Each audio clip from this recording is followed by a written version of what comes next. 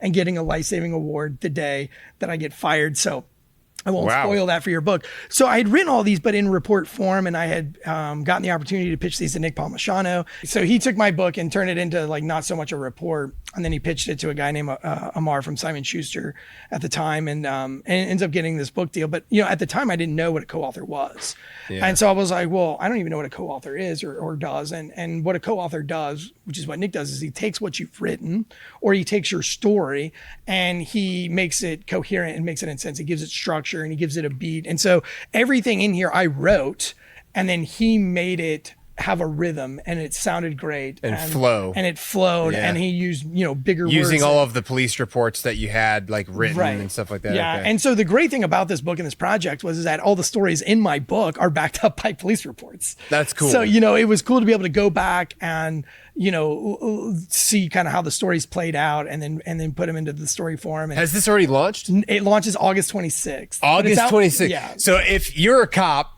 and you probably have a lot of crazy stories, or if you're just anybody that likes that stuff, check this book out. I guarantee you there is somebody out there who has experienced similar stories to things that you've experienced that are going to read this and be like, oh my God, I literally had the same thing happen to me. Yes. And I wrote it in such a way, it's like a story. It's not a series of stories. It's like a story of me beginning to end and trying to find my way in the squad. It's linear timeline. Yeah, it's linear. Okay. Timeline, and it's me trying to find friends on the squad, me being rejected from the squad for being an idiot, me just having all the, and it's, and the lawyer that did the legal read, he called me after the Simon Schuster big legal read, and he does this 8 hours a day legal read thing with me for like 3 or 4 days, and he calls me on Saturday and he's like, hey man, normally we don't do this kind of thing. He's like, I'm just asking, not from the legal perspective, I just want to ask you for my own personal thing. Kind of like, can we chat? And I was like, sure. And he was like, man, as a civilian, he's like, a lot of these things I can relate to. And he was like, it was really cool to actually see somebody who has all the problems with the politics, or has the problems with,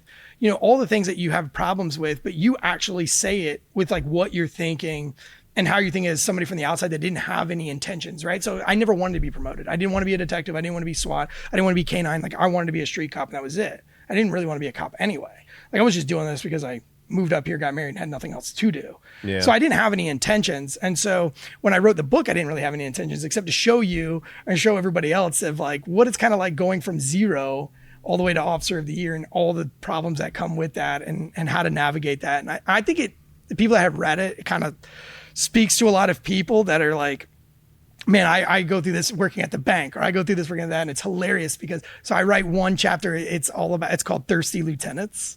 Oh my God. And it's about these lieutenants that are just really thirsty. And it's everybody's kind of like favorite part of the book. And it's the one chapter of the book that I spent